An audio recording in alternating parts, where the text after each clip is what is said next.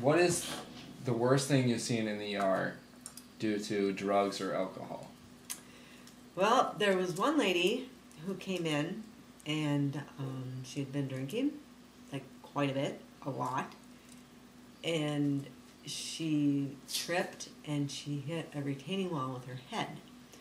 And so when she came in, she had a laceration on the top of her head that went like this, all the way down like this. And it was like hanging, and you could see her skull. And so then they had to suture that, and she didn't feel a thing because she was so drunk. But the worst was this guy who was in his early 40s, and he was drunk, and he fell, and he hit his head. And his girlfriend thought he was just, passed out because he'd been drinking. And lo and behold, he had a head bleed, which means inside your head it's bleeding.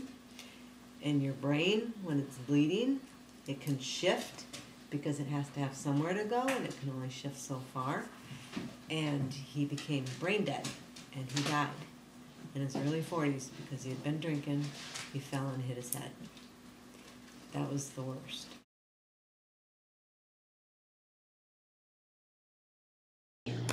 It's really situational from year to year. I mean, last year we had a problem with, when you define drugs, what are you talking about? Because last year it was Adderall and Ritalin, some of those type of drugs for staying awake, alert, they thought it's the answer to things, and it really isn't. So it's all situation. I mean, as far as marijuana, that type of thing, it's really cyclical. It's never stagnant the same. We started off pretty good this year, but we're kind of going down a little bit, and there's more activity and things like that. I can't give you an emphatic because it would be disingenuous anyways, because what don't I know about and is the limited exposure that I do have is that that's not going to be everything.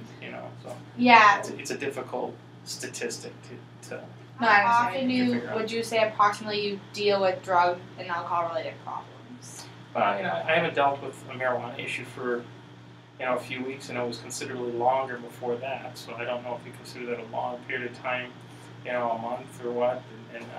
But that's just this relative time now. I mean, it may escalate quite a bit, but I'm hearing a lot about certain things and certain names and certain people and that. So there's got to, where there's smoke, there's fire. There's got to be some legitimacy to that information too. But hopefully they're not bringing it to school. That's you think could be done to prevent drug use, like totally? I think we're getting there. I don't think we're ever going to be totally able to get away from it.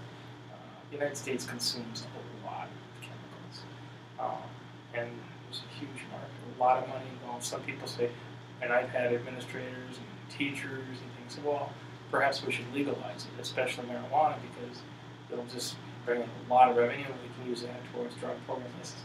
We already have addiction. We know alcohol, and 20 to 29 days at Hazleton is going to cost you about $20,000. That's a start. And treatment doesn't always work the first time. So you can start running the numbers and figure out the problems with addiction. That really isn't an answer. I don't think that's going to help. It's just going to make people commit more crimes to support their habit, which they'll do. They'll get it one way or another. So what do you think would be the best solution? I think a combination of things with enforcement, education, and also working through, the schools do a good job of at least trying to present some of the information to the students just by having classes and wellness and that type of thing. I don't think the answer is to lie to people. When a student comes in here, I tell them the truth. Whether they agree, disagree, that's their thing. I can't change that. I'm not going to lie to them to smoke weed, it's going to kill you. Generally, no. However, there is more carcinogens in it, so keep in mind, 30 years from now, come and see me and see how you're doing. If you're a regular user, I'm not talking about somebody that went to a party or something. Okay.